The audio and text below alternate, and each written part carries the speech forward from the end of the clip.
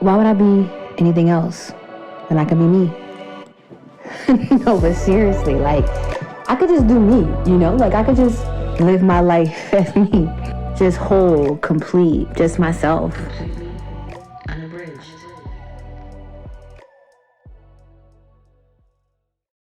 Hello, and welcome to this week's episode of Unabridged. I am your host, Don Miller, and I'm super excited to have you all join me this week. Thank you so much for tuning in to this week's episode, and thank you just for following along with the journey. Today is a very special day because it is election day. So when this episode comes out, you should be heading to the polls, or you should have already dropped your lovely mail-in ballot off at some box or at a mailbox. It just should have already been in the mail. And I definitely want to make today just a little bit special because it is election day. So with that, our Let's Get Into It segment is just going to be a little bit different than usual. I want to spend some time not only talking about why these races are important, but really ground them into some real life situations for us and just real life scenarios. So we're going to talk about that for our Let's Get Into It segment. And then we're going to dive into something that we call irrational confidence. Yes, irrational confidence with none other than Mr. Tayyib Smith, one of the GOATs of Philadelphia, one of the greatest to do it. And I'm really excited for that conversation and really excited for you guys to hear that conversation because I think it was a very thoughtful and very deep discussion and something I do not expect anything less from Mr. Smith. So definitely stay tuned for that part of the show. But before we get into all that, let's just do a quick little mental health check. Sorry, I'm just checking to make sure everything still looks good. But I feel like, as always, we're always trying to make sure that the show is grounded in our journey, not just on the outside, not just in our careers, not just in, our external, but what is going on internally. And I think I do that every episode by just really sharing where I'm at right now. And I think the last time we talked, or last time I talked about this, I looked into a little bit of delegation. Last week, I talked about, really some outward actions of self-care, talking about taking myself on a date. And I think this week's theme, or recently where I'm at right now, is this idea of control, right? And really understanding that I have a lot more control over not just my life, but my mindset than I actually like to think. And I want us, and I want anybody who's listening to this to really just stop for a second because I feel like, especially when you're individuals who do a lot of things, when you're doing the most, when you're in service or, you're an entrepreneur or whatever, you're constantly giving, you're constantly moving. And you really just don't take that time sometimes to just stop and reflect because sometimes you feel like you're out of control. And when you're out of control, you feel like you're doing too much. You're also not taking care of yourself and you're likely not moving in your best way. So I actually had a really awesome discussion with one of my best friends. Shout out to Afri. And we really talked a lot about intentions, about future. And one thing that, she kept pushing to me was this idea of that I have more control over my mind than I realized.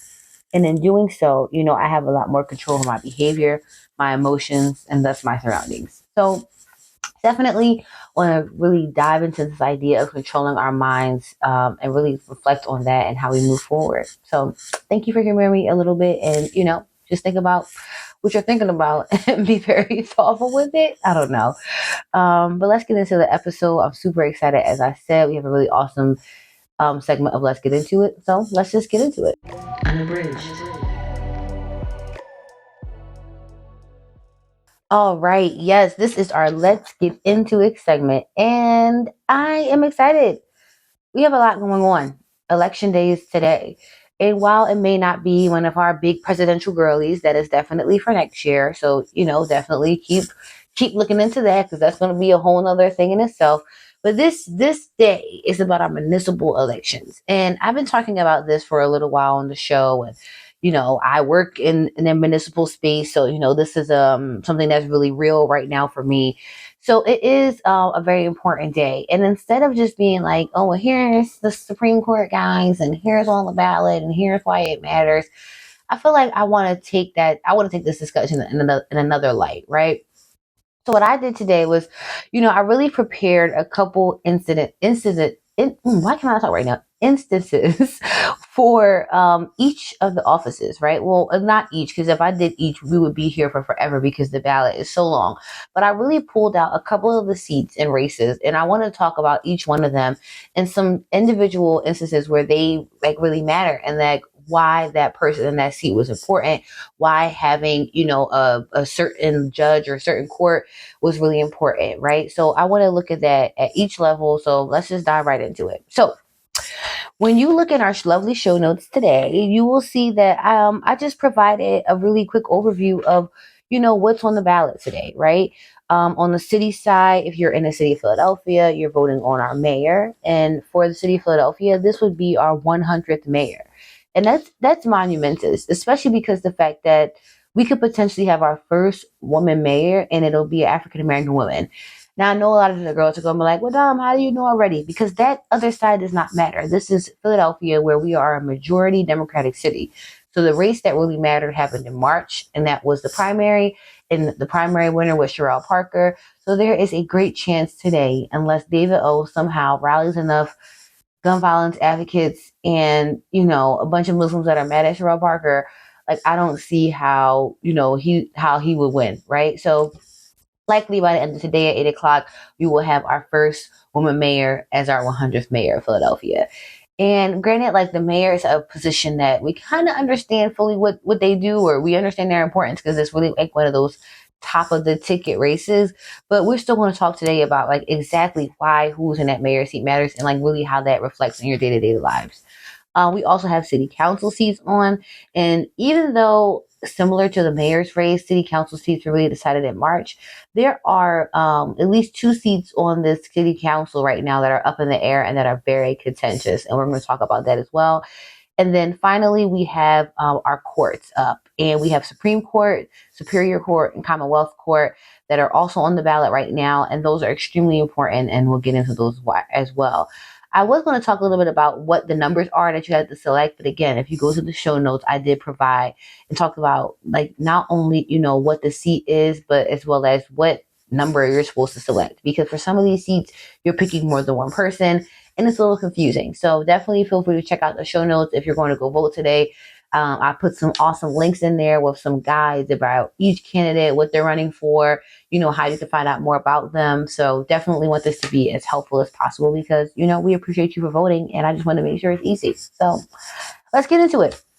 So first, why does a mayor seat matter? Okay, so for the court cases, I got a little nitty gritty, right? Because I'm just like, we need to know. But for the mayor seat, this is going to be right from the top. Okay, so simple, super simple. Here are three things that I know people care about that the mayor is in direct control of: trash, potholes, and education.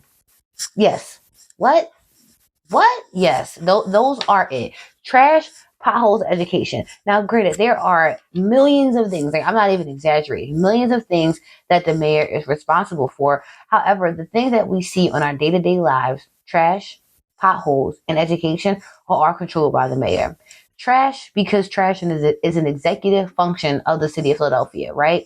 So the people who, the mayor, the men and women who pick up our trash on a daily basis, they enter into a union contract or a civil contract with the city of Philadelphia, right? They all work at will of the mayor. The streets commissioner, who is the top boss of the streets department, which manages sanitation in the city, reports to the mayor.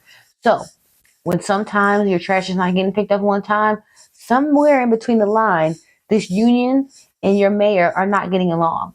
Or the executive function is not able to staff up properly. They're not able to, I guess, fill the gaps and get people into these jobs, which has been a major issue in the city of Philadelphia, is the fact that majority of our departments right now are just understaffed completely. And that, again, is a function of the mayor's department. They are responsible for hiring for all of our functions of the city, which goes right to potholes. Now, each mayor has their own streets and roads program. Technically, in the city of Philadelphia, there should be about 2 miles a month. I believe, is that the rate? I'm done. I want to make that up. But we are supposed to have repaving done on a consistent basis throughout our city just because of the usual wear and tear of a city. Again, that is an executive function of the mayor. Mayors can set plans for how they want street and road repaving to be done. Now, granted, there are a lot of intricacies that are related to why we have consistent potholes. For example, I live in North Philly, and Construction is everywhere. Every single house, every single block has a crane up, some scaffolding up. And a lot of the time when they're building and they're going into these new houses or they're going into these old houses, they have to go and dig into the ground in order to set up pipes, in order to set up sewage lines. And that is what rips up the streets a lot of the times, and they don't get repaired in the same sense. So if I know that these developers are going to be continuously digging back into the ground, I'm not going to go ahead and waste city tax dollars and money in order to go back and fix these potholes. But again, that is a decision of the mayor because that is an executive function. Last but not least, education. The City of Philadelphia education is controlled by the school district and managed by the School Board of Philadelphia. The School Board of Philadelphia are made up of individuals appointed by none other than your mayor. So while we may not have a lot of accountability for our school board right now, the person who's responsible for selecting those individuals that make the decisions for our young people is selected by the mayor. Now, granted, they have a whole selection process and, there's usually teams and rounds and things of that nature. But the people who are put up in the way that they are chosen is done through the mayor. They work and they serve at the will of the mayor. So again, when you're upset or want to know why young people are not getting the resources that they deserve, you can look at a lot of individuals, you can look at history over time, but in the executive functions of it, that all goes back to our mayor. Until we change the way our education system is managed in the city of Philadelphia, until we get an elected or a hybrid or whatever school board where parents can directly hold school board members accountable, the mayor is the one individual who we actually have the power to hold accountable over education. Oh, goodness, that was a lot. Let me stop for a second. I told you this section is definitely right off the top. But again, the mayor seat is the one that is going to definitely make a major shift, I believe, in the next 2024 year. Going to city council. I talk about city council often. And if you have been listening to the show and been listening into our Let's Get Into It segment, you've been hearing about a lot of the laws that city council has been introducing and passing. For example, we talked about the safe injection site bill, which was extremely controversial. And that was, again, a city council act. But I think the biggest thing that I really want to pull out that maybe I really don't get into each week is that city council is important because they decide where our money goes. And I know you're probably just like, Dom, you just said that the mayor's office is in control of the executive. I know, I got it. It's called a level of checks and balances. So what happens is that the mayor will present his budget or her budget and present it to city council. City council is then responsible for passing that budget. And that budget cannot pass or go into effect unless city council votes on it. So that means city council dissects that budget. They present their plans for that budget and they have their own ideas for how that money should be spent. And it has to go through council in order for anything to happen. So while there may be programs that the mayor wants to put in place, that money has to go through, or those decisions about that money has to go through city council. So when you want to know how your tax dollars are being pushed or being spent, or how taxes are even, being rolled out in the city of Philadelphia, that is city council. Granted, we have things like the soda tax that was passed by the mayor's or was introduced by a mayor's administration. It went through council for final passage. And again, that is why this position is so important. When you wonder how your tax dollars, your resources are being spent, this is the body that is in control of it. All right. Let's get into some of the other ones. Now, the courts, I wanted to get more into like a story time because some of these I think are really interesting. And I think you'll be like, wait, I didn't even know that a judge was the reason why to do it. And I didn't even know either when I was kind of getting to some of my own information. Now, the first one, I kind of want to work my way up and work my way from the bottom, work my way up. Now, the Superior Court girlies, I don't really have a story for that. When I was doing my research, Superior Court is just straight up child custody, probation, parole, business disputes, right? So I'm not trying to really get into a lot of that. Granted, like all those things, especially unfortunately in the Black community, is extremely important, right? Like a lot of people who are listening to this show have been in front of a judge trying to not battle for your life, but battle for the life of in the future of your family in front of the Superior Court. So that role is extremely important. So like being really thoughtful about who these individuals that we're voting for is really important, right? So definitely do your due diligence because unfortunately, especially people in our communities will likely, more often than not come in front of these judges. So Superior Court, again, cases involving child custody, probation, parole, and business disputes. They all end up in front of the Superior Court. Now, these cases can also be pulled up into some of the higher courts that we're talking about if we wanted to appeal them. But again, those cases usually start and stop in this court. Super quick, I put some little links here for you guys in the show notes to get more into that. Let's talk about the Commonwealth Court. Now, the Commonwealth Court has two really important cases. So the first one I'm going to talk about two really important cases. They have millions of important cases. Okay, of course they do, but like two that I'm going to talk about today are really, I think are really interesting. So the first one I thought was really interesting was Pennsylvania v. Barr. So I don't know if you guys know, but you can no longer be pulled over and detained or locked up just because police smell marijuana on you, right? And that was not always the case. In prior times, excuse me, I just want to make sure I'm still recording. Oh, cool. Yeah, thank you. So in prior times, if you were pulled over and the police smelled marijuana in your car, that was probable cause enough for them to just search your car and be able to see like what is going on in there. And whatever they found afterwards was admissible, or meaning that it could be used in a case against you. However, when Philadelphia or when Pennsylvania actually made it legal for medical marijuana, unlike a lot of municipalities around us, but medical marijuana became legal in Pennsylvania, meaning that individuals can now register for medical marijuana cards. That really shifted this ability to use the location or just the presence of a smell of marijuana to be the reason for why police can search you. So in 2011, in Pennsylvania v. Barr, the court ruled that the smell of marijuana alone can no longer create probable cause to justify a warrantless search. The court upheld this, and the plain smell doctrine is incapable with this medical marijuana law, right? So that means that now you can no longer just get pulled over and they smell marijuana and they search your car. The actual story behind this case is this gentleman Barr actually had a medical marijuana car and was pulled over by police. They smelled marijuana in his car. He presented his card, but they still searched it. When they searched it, they actually found the gun in the car as well. But when they actually and what they did is that his attorneys moved to strike any of the incidents or evidence found in the car, because actually it was found in an inadmissible search because the smell of marijuana was no longer probable cause for them to be able to search the car any longer. So shout out to Barr, because now just because they think that they smell something, that they can't just pull you over and try to arrest you. And then unfortunately, as you know, most Black and brown people know, they still don't have to smell something, and they can even just, make it up and say, we thought we smelled marijuana in the car, which is something that has been on record that police have used sometimes when they may have just been using, their own racist eyes to feel like this gentleman right here needs to be pulled over and I want to search his car. So now, because of this case, because of the Supreme Court, that is no longer legal. Second case.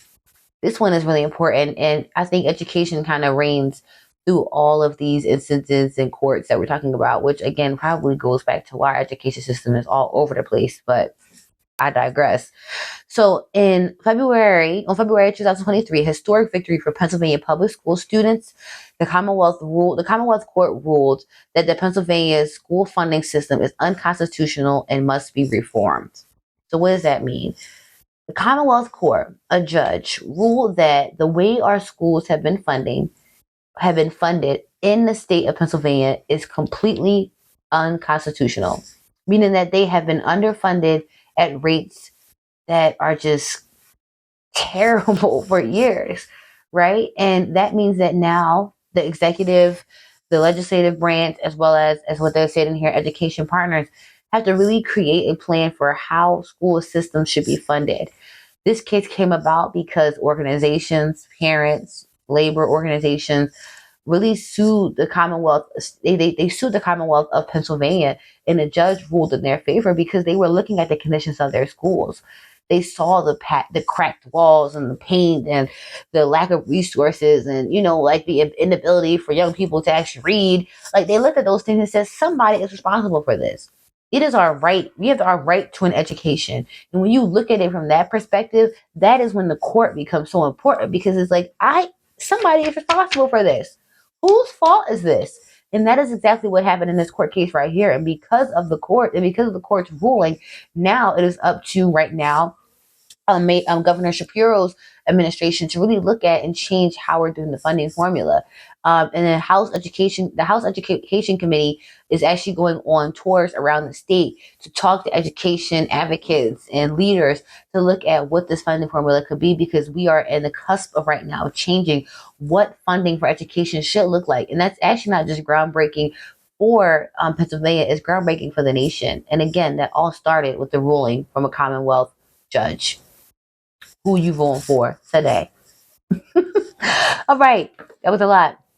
The last one, and I promise that's it, because I know sometimes it's like, oh my God, so many elections. But again, this matters. This is why we're doing this. The last one.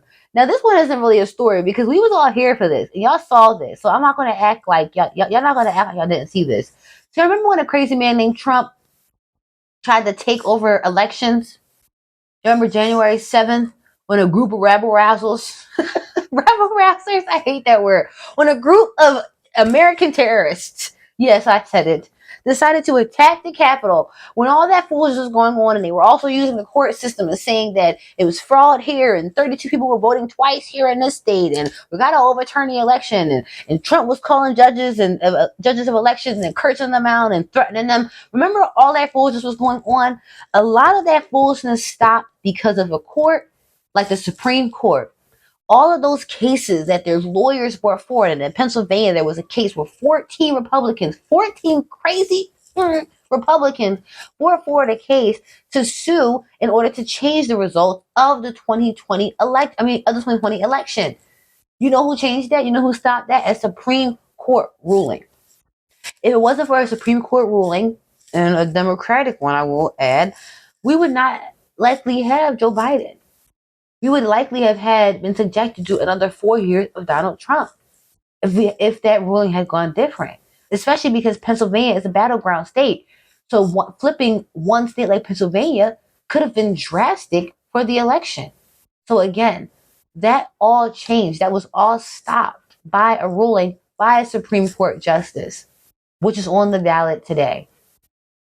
So I hope that, this really grounded what's happening today for you all into like reality, into our regular lives, into our day to day. And that we see that even though it's not a lot of fanfare, even though you didn't see Barack Obama and Kamala Harris and Auntie Michelle on our TV 32 times telling us to vote this time around, that we remember that this is still an important time and that we have a lot of important decisions to make today. So I hope that you go out and vote. I hope you have a plan to vote. And again, I want to thank you for voting, because a long time ago, a lot of people fought for us to have that right, and we should never, ever take that for granted. So let's take a break right now and get into our next segment. Thank you. Unabridged. So welcome back to this next episode of Unabridged. I'm super excited for this next leg of our journey. We have a really, really awesome guest that is joining me today. I think that this individual... I make that sound because he's a chief troublemaker in my life. Usually whenever this gentleman talks to my boss, I get about 14 projects, 6 meetings afterwards. But I think I'm probably not the only one who has that experience with you either. Wow. But no, so everybody, we are joined today by Tayyib Smith. Thank you so much for joining the show today. Thanks for having me. Of course. So like we talked about a little bit before the show started, we're going to definitely talk about all your amazing accomplishments and all the things you do for the community. But the real purpose of this is to dive into the behind the scenes, right? Like, what is the mindset, so that way, the kids can listen to and feel like they can do some dope stuff too and be their full self while they do it. Cool. All right. So while I was preparing for today, did my little background research on you, because you got tons of Google pages. Okay, like you have a mention and your picture pops up on the side when you Google you. You know that? Oh. That's how Googleable you are. I was like, get into it. So one of the things that came up that I thought was really cool in the interview, you talked about this idea of having this irrational confidence, right? And I think, for the spaces that you occupy, I think that for the work that you have done, you have to have a level of irrational confidence. So I want to talk about like where that starts from, right? So let's go a little bit back, and we can take it from a 50-foot view. We don't got to go too deep into it, but like explain the path. So we drop out of Temple. Temple drop out after 2 semesters, right? Okay. So then from there, how we get here? Oh, wow. So I would have to say that my confidence, to a certain degree, stems from my mother. And I'm one of the many fortunate Black children who had a mother who, like, you couldn't tell her anything negative about her child. And I think retrospectively, women who have that energy are preparing you and protecting you for a world that is always trying to tear you down. And for many Black boys and girls, if you look at the outward images that we're given, they're not things that necessarily, give you a base of confidence. Right.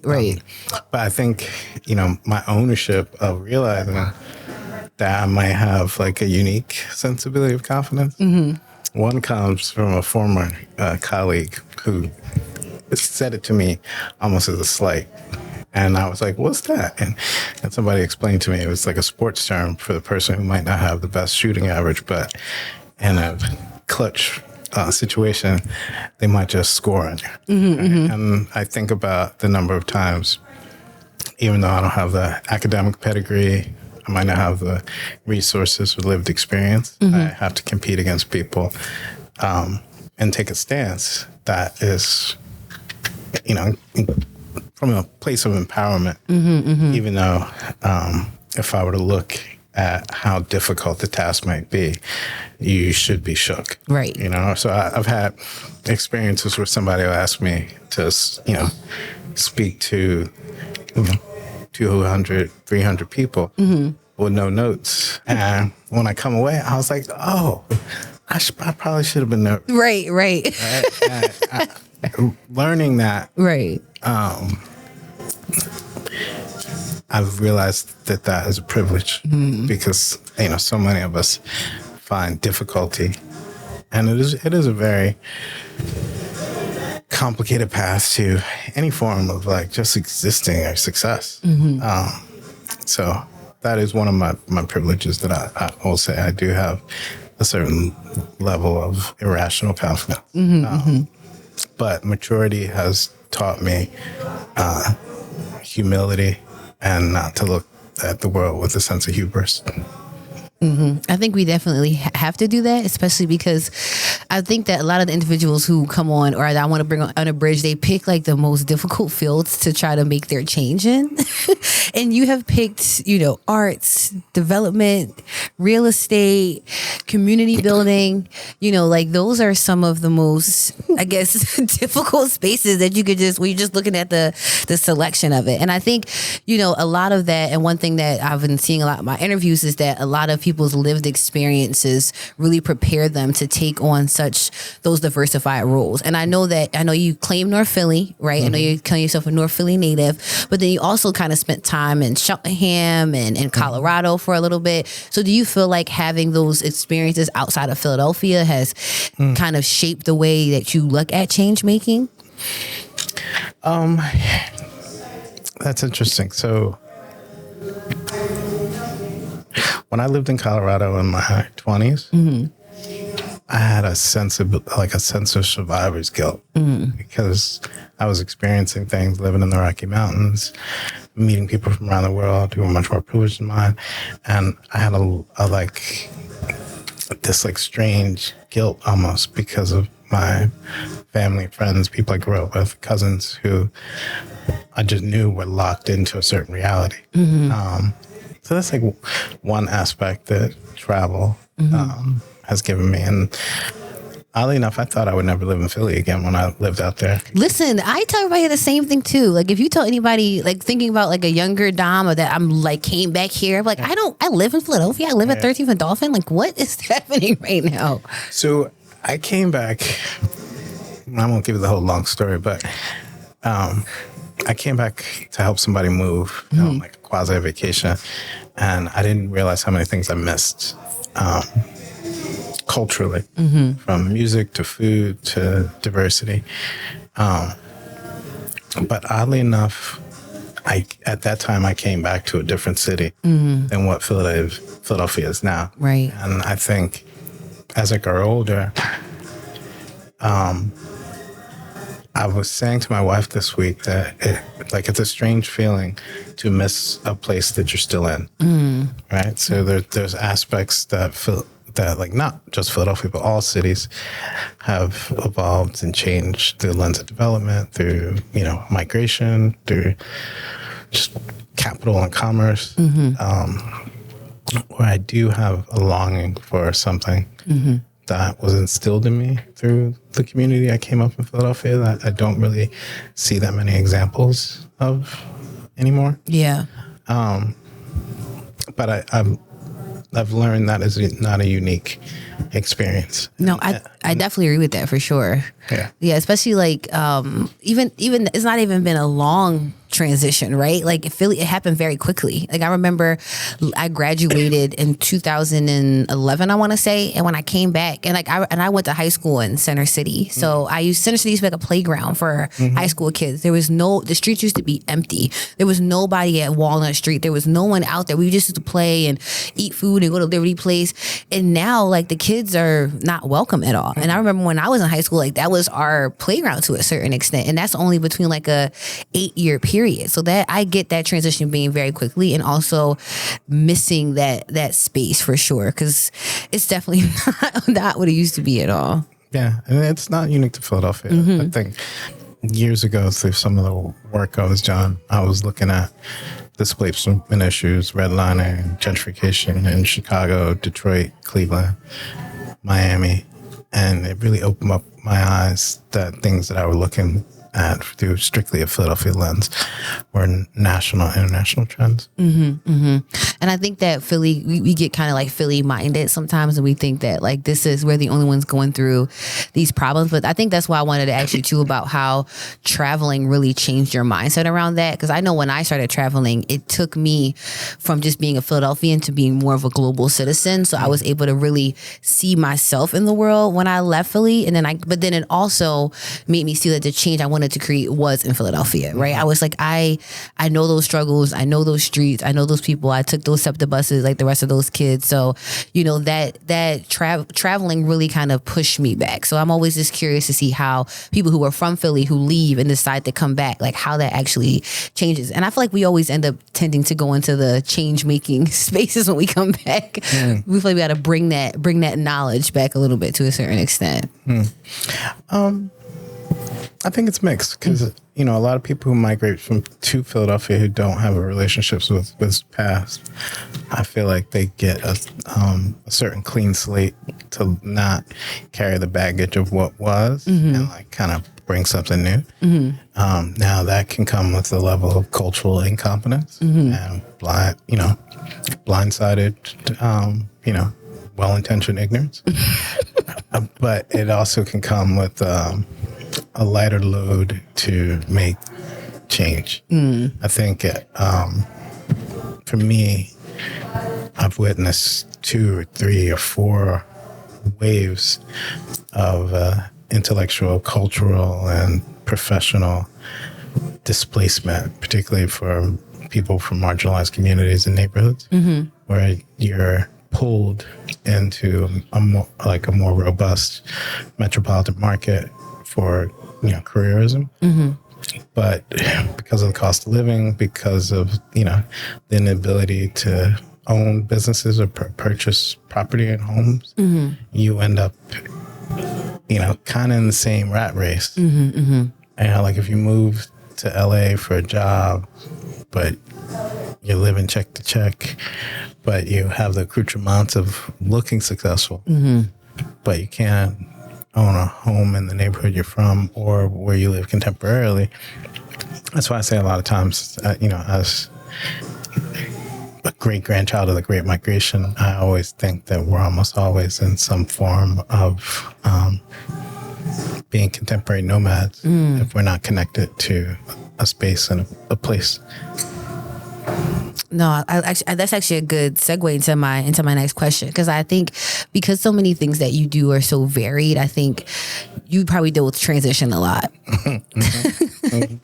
And I think transition is one of those things that could either set us back. It could be something that could be an avenue for us. We could handle transition really terribly. We can handle transition really well.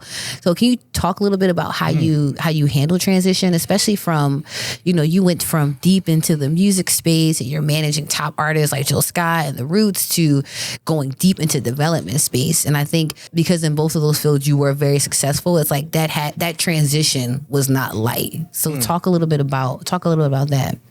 So when you first mentioned dealing with transition, it made me think about, in my formative years, living with my mom, when my parents broke up, just scarcity and being accustomed to having to adapt to transition, whether in new neighborhood, new housing situation, new school access, or the lack thereof. Mm-hmm. So I do think I have a certain level of resilience to understanding or adapting to transition. Mm-hmm. My journey through entertainment and music, I think, has a lot to do with there's an old saying, you need to see it to be it. Mm-hmm. And most of the avenues that we see for entrepreneurship or just some type of fiscal independence is in like arts and entertainment or athletics, even though the entry level is much less than arts and entertainment. I can talk about that for days. But, what I learned through music and hip hop in particular was how to collaborate and how I didn't necessarily need to be an expert in something to work in the space. So similarly, the early hip hop producers weren't trained in music, but they learned how to collage and patchwork things to create great albums. And I think there's a way that I think about collaboration that is tied to like collage, patchwork, going to people who are more knowledgeable in spaces where you might be weak, and then thinking about how to put together like a team or a vision or a prototype to, do something different. I think that's very much seen in your work, especially with co-working spaces being, something you championed a lot in the city. I think I would write a quote. You said they've kind of shifted into this boutique space that are just kind of like these big box things where everybody has the same kind of couches and the same kind of plants. And I agree. I probably worked in just about every co-working space on Market Street down to the other side of Walnut. So I definitely get that. But talk more about, the idea around creating a co-working space and the idea of creating community. Because I think that goes right into what you said, like, tapping into that space in order to kind of make up for what you lack. I have a gift and curse to usually being in the early part of a bell curve. And, there aren't that many original or new ideas. So when co-working was becoming a popular phrase, maybe like 2010, 2011, like for real early adapters, I was transitioning out of Larry Gold's studio, which is now called Milk Boy, I think, which I had worked in for, more than a decade, which housed like the company I used to work for called Access Music Group, the magazine I founded, which was 215 Mag. The Roots had a studio there. Just a host of, creative people. But when co-working was like becoming a thing, I kind of realized my whole professional career has been in something that's a co-working space, but it's not defined as co-working. Right. And I moved out of that studio into a co-working space in Northern Liberties. And there's a bunch of things I could say, but it was really working for my business. And I saw that it was like maybe a potential wave that was coming. Now the space we moved into, average age was like 24. It was all white men. It was like the bathroom and the kitchen looked like a science experiment. And it was like so many things wrong with it. And when I was trying to encourage them to fix it, there was just like this dissident thing that we couldn't fix. So I went to my partner in Pipeline, David Grasso, who owns the Grand Building, and talked to him about creating a co-working space. And he said the numbers would never work after I drew up a little plan. And then I bumped into him a couple of years later, and he was like, I need to talk to you. And I was like, cool, we'll get together. And he was like, no, I need to talk to you on Monday. And unbeknownst to me, WeWork had bought a building for 100,000 square feet in Chicago and made it all co-working. And he had this plan for a co-working space for me from a couple of years prior. Long story short, he was able to help me come up with a plan. And in the process, I found a company in Florida that had won a co-working space, and I negotiated a deal to open their second, and that was Pipeline Philly. So a bunch of things happened through that experience, but David basically taught me how to do a sweat equity deal, and that was my entry into commercial real estate. I think, see, that's the type of stuff that the girls need to hear, right? It's like, how are we getting to this space? Because I think when people see a Black guy from North Philly owning major real estate in a building at 15th and Walnut, I think people would wondering, like, how do you even get to that point? And then not only are you just owning real estate in that space, but you are basically creating a network or a community of folks that, not to say that you have a level of ownership in, because nobody is saying that you have that ownership, but a lot of things likely wouldn't have happened, or collaborations might not have taken place had not Pipeline and those other original iterations of the co-working space had come to Philadelphia. I know at one, my funny Pipeline stories is that at one point it became the Philly Political's headquarter, and I used to have a desk there, and I used to do donor research at a little table there, and it got to the point where we would have to, like, who are they coming over here with? Did you see who they brought to the building? So for politics, it was a collaborative.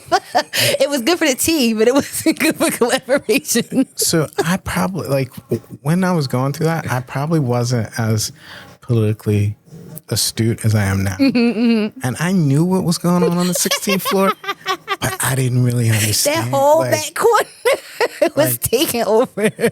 Like it was like on some West Wing. And I remember when I don't want to call anybody names, but I remember certain politicians would be going up to the 16th floor, and I'm like, yo, what's going on? Right. Like, who are all these people? Like, why are they all here at the same time? And it wasn't good because some of the girls have overlapping clients sometimes. Oh my goodness. But the team of the co-working spaces, I was like, when I was a nomad consultant, I used to be all over those things, and that they're definitely experienced. But no, I think that's such an awesome experience just to think about, what some of those collaborations were. Do you have any, like, stories about any collaborations that are of note that might have come from not even Pipeline, or maybe from If Lab too, or any of the other spaces as well? I have introduced so many people that I forget that I've introduced, and then I'll be like, "Oh, y'all got a company?" Right. And that again, that's a gift and a privilege, because I try not to hold on to, but there's just been a tremendous amount of, like, companies founded, partnerships, help marriages, like all kinds of things that come out from just creating fertile environments for people to meet, collaborate, network, which is funny because I remember networking was like more of like a term people use. It was very structured. Yeah. And I think people who are naturally networked don't think of it as a thing. Like, so that, like if you go to a conference or any number of events, there are people who lead with, like, their introduction, the card, like they're like prepared, versus there are people who energy's drawn to. Right. And I think that I come from a lineage of people who are fortunate enough to, carry a certain. It's like a natural thing, I think. But like when you're in college, and like I went to a PWI where with a lot of like Fortune 500 babies and trust fund kids, so like they used to teach networking classes, and I remember like some of the beginning, and I'm not a natural networker because I'm an only child, so I can just be by myself and I'm not gonna talk to anybody. But like I would take those networking classes, and they would give you these structures of conversations that were very like, you go on with your elevator pitch, and you come in there, and you're ready with your degrees and where you go to school, your class. And I remember trying that in Black spaces, and them looking at me like, what are you doing right now? Just hello, how are you? And it's funny, like, I actually learned how to network from Isaiah, and like, he kind of drives me crazy sometimes because he's Mr. like, I'm going to go around to everything before I get to the point. But I feel like that is that natural ability for networking, right? And it takes a level of patience that sometimes we don't always have. So it's definitely a skill and something that we've been utilizing in our communities for a very long time. Absolutely. For sure. I would just say, though, for children from communities that aren't necessarily resourced, learning how to just share human experiences with people who are not necessarily of your socioeconomic class or culture is a really powerful skill set to be able to get to the point to maneuver in the world from a place of empowerment. Yeah, I think it definitely takes a journey to get to that point instead of it being like baggage and it's more of like a superpower. Because I know that like goes back to what you were saying at the beginning about survivor's guilt, right? Like when I left Philly, I felt like I was like, good, I made it out. Like I didn't feel bad about it. I was like, I know how hard I worked for this, but sometimes, that could feel that shift or that feeling could be a little bit different. So I definitely get that. So what are you excited about right now? What's making you excited right now? I know you're always doing a million things. So what are you excited for at the moment? We have a project launching next week called the Seventh Ward Tribute, Legacy Reclaimed. It's a public art exhibit and walking tour. There's like a ton of elements. And it basically is paying homage to the traditional African American community that existed between 6th and Lombard and the Schuylkill River, where the first AME church in the world was founded. The Institute of Colored Youth, which became Cheney University, the first institute for higher education for formerly enslaved people. It's where W.D. Du Bois came to do the first anthropological study of an urban environment. So I live in the Seventh Ward, and depending on where you are in it, you might say you live in Queens Village, you might say Side Hill, you might say Rittenhouse, you might say, but most of my neighbors don't know that, Black people have lived between the two rivers at some point since William Penn's first settlement. I think there's a really rich history there that just all people can benefit from. Other than that, my company, along with a few others, were part of the RFP to redevelop 1801 Vine, which is a former family court building, to develop the new African American History Museum, and a children's center for the Philadelphia Free Library. So that's a very large, comprehensive project with a lot of moving parts that I'm fortunate to be a part of, and I think I'm going to learn a lot from. Those are two things that I'm excited about. No, those are major. I feel like, especially going back to the first project, like when thinking of what Rittenhouse and that space is now, like Black people don't feel like we even belong in those spaces. We don't even want to have dinner down there, nonetheless, actually live and think about that history. And I remember at one time we were talking about when Isaiah was building his education platform, was creating this Philadelphia experience, because you really don't get a grounding of Philadelphia Black history anywhere. Like I don't even know where young people could really go to learn about Black Philadelphians, history of Black Philadelphians, and how does that really ground them in their own spaces. I feel like a lot of Philly kids have that mindset that they have to get out or leave because we don't have a lot of Black pride ownership in the city. They see it as something they have to like overcome or escape from. Yeah, I mean, there's so many different ways I empathize with young people today, because I think this is a period where it's very hard to frame optimism. And I didn't grow up with, a sense of nihilism. But if you look at most of media, news, it's a very dark time to imagine. Like all of their news is that the world is about to end. Yeah. Like the clock is ticking. It's like, yeah. So, again, my understanding of history comes, I'm very into reading, so I think I have the mix of like family folklore and stories of people telling me about this like once great culture that existed in Philadelphia, and then I rediscovered it in my adult life through books, having like the oral history with the written history. It's really given me just a real appreciation for what our journey has been.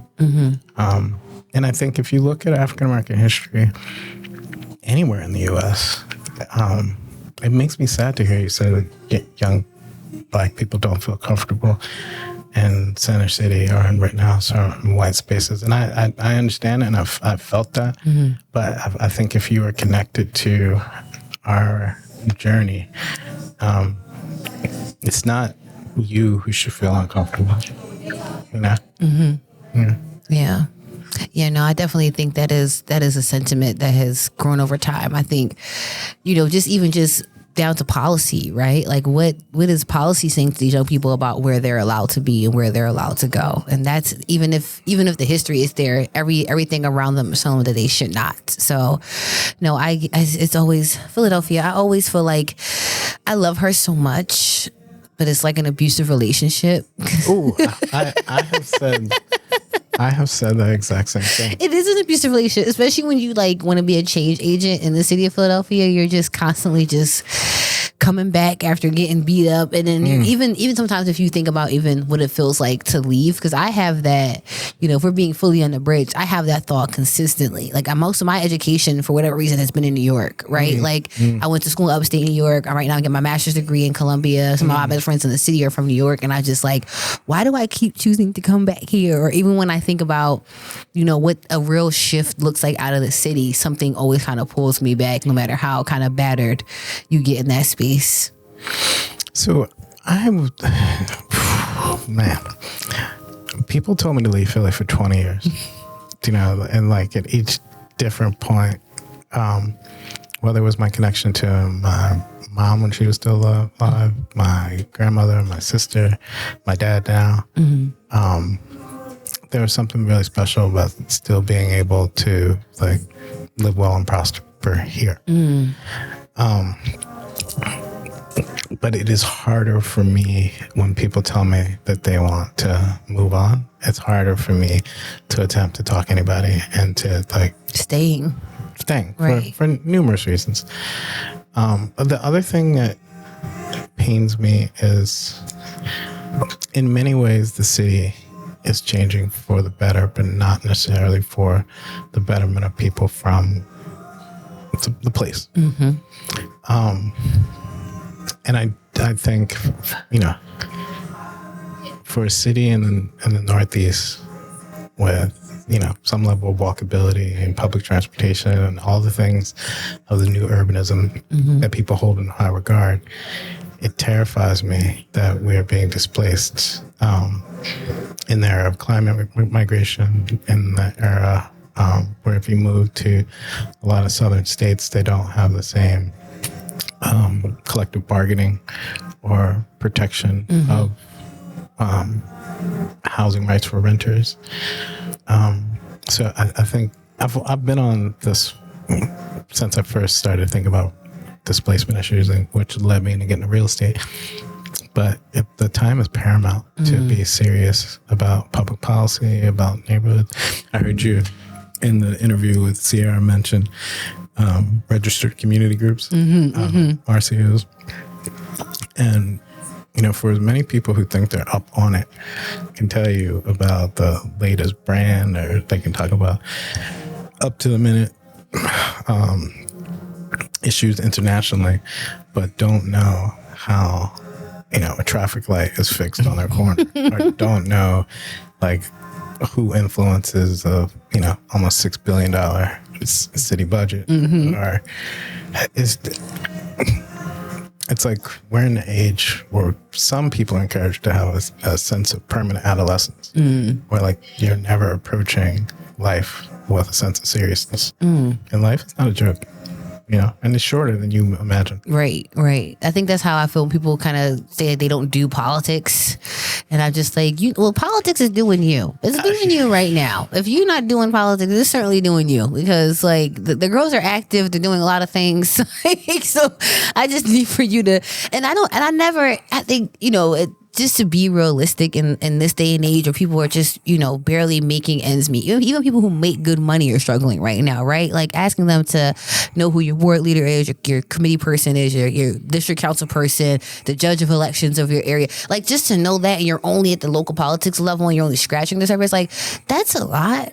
But I do think like just having a level of information around some of this stuff would be very helpful. And I think it would shift a lot of things, which is why I do the Let's Get Into It segment, right? Because, I feel like a lot of my audience probably will be some level of politicos that know a level of this type of stuff. But because, some of them are not, like I try to give that background context to say like, no, this stuff is happening right now and it's in your face and here's how it's going to play back into your life. And I don't think enough people are grounding those discussions in that for people. And I think that's a privilege for them as well. Like information is a privilege, or understanding information is a privilege.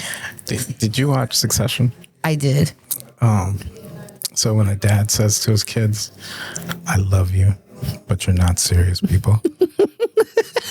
Yes. I feel that.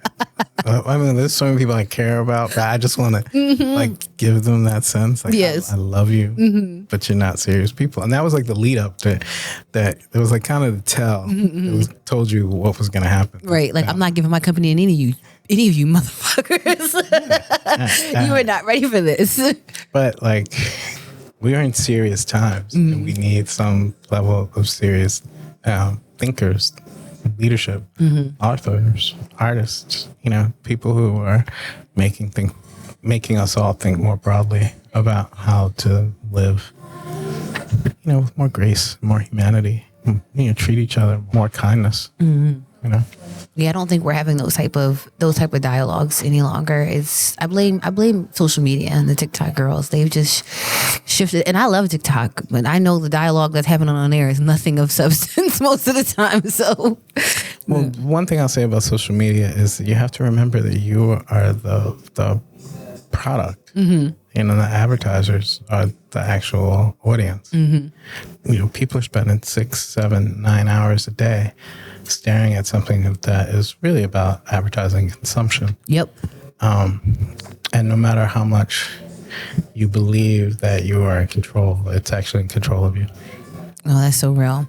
So, oh my goodness, I didn't even realize we're at 30 minutes already. I have to ask the resounding question. So what does it mean for you to be unedited? Like, what does it mean for you to be your full self? Like, what does that mean for you? Ooh, that's more complicated as you get older. I've had a couple of viral moments where I was my full self. I'll just say. So your full self goes viral. It has occurred. I think it's particularly if you're in business and you're in politics, the world is constantly trying to lower your frequency, to lower your honesty, or your humanity. So I think to protect your peace, you have to be strategic about who and when you're showing your full and most authentic self, because you can be really unknowingly exploited. But I think if you look, I'll speak in the eye. If you look at my work, if you look at the journey I've been on, I would say I have tried to live a full and honest and authentic, self. And that's why you're on the show. That's why you're part of this journey. That's why you're on this leg. You're always unabridged. You're never afraid to let the girls know how you feel. I always appreciate that. But I appreciate that about you as well. And I'm always happy that, our city does have voices like yourself there that is constantly pushing the needle. And that fortunately enough does have, the air of people who do make those decisions and, are making sure that you're continuously a part of those dialogues, right? I think when people think of development, like I don't know how we can change a word that literally means growth, but we've changed it into something that means something negative. Sometimes when people look at people like yourself, we're like, well, maybe development in these spaces are not bad, right? And I think putting yourself in the face of that makes me feel excited about parts of the future, because it makes me feel like maybe it is aspects that can be open for people that look like us, even though a lot of times when I go to those rooms, I'm like, there is only like 3 of us in here right now.